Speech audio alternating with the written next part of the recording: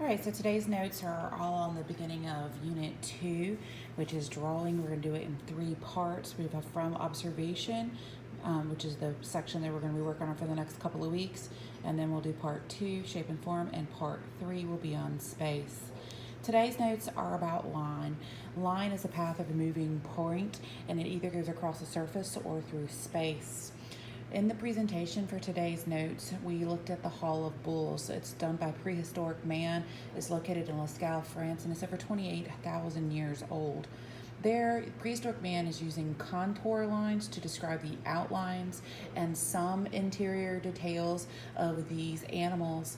There are over 300 animals in that cave system, and they go everywhere. If you look very closely in the upper right-hand corner, you can see 2 more sets of bull horns, and I think it's very much worth your study to see how they used those kinds of lines.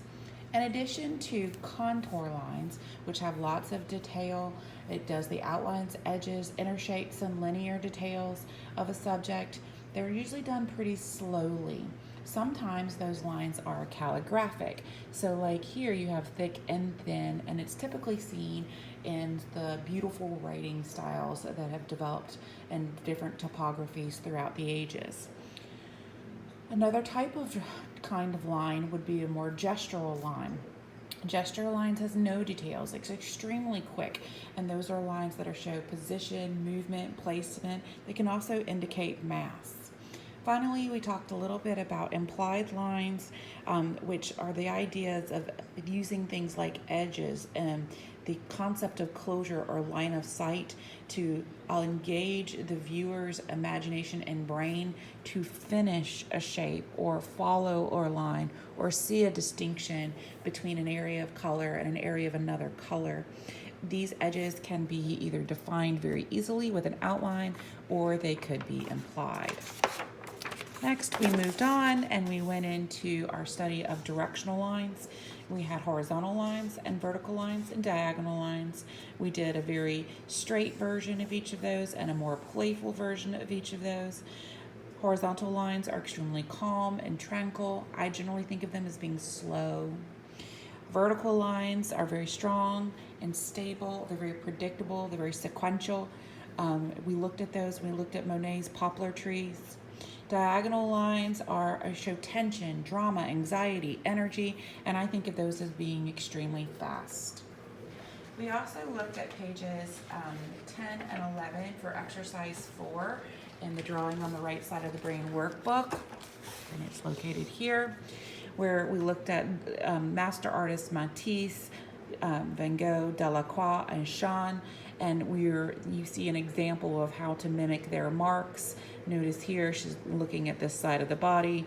Here, focusing in on part of the bush.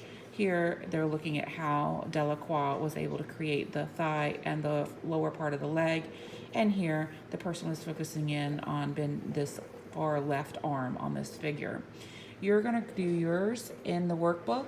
If you don't have a workbook, you're simply going to draw your page in your sketchbook. Though I have asked that you draw them with pencil for your Matisse marks, and slow down your marks by using like crayon or marker. For your Van Gogh crayon or oil pastel for your Van Gogh marks. And then to show that you're really going a little slower, marker or Sharpie for the Delacroix and Chant. And the reason for that is that when you slow down with marker or Sharpie, you're going to have a little bit of a bleed out dot. And that shows me, the teacher, that you're going slow.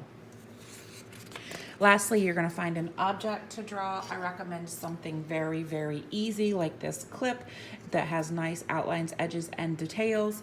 And you are going to try to draw it a couple of times using different kinds of marks and different kinds of media.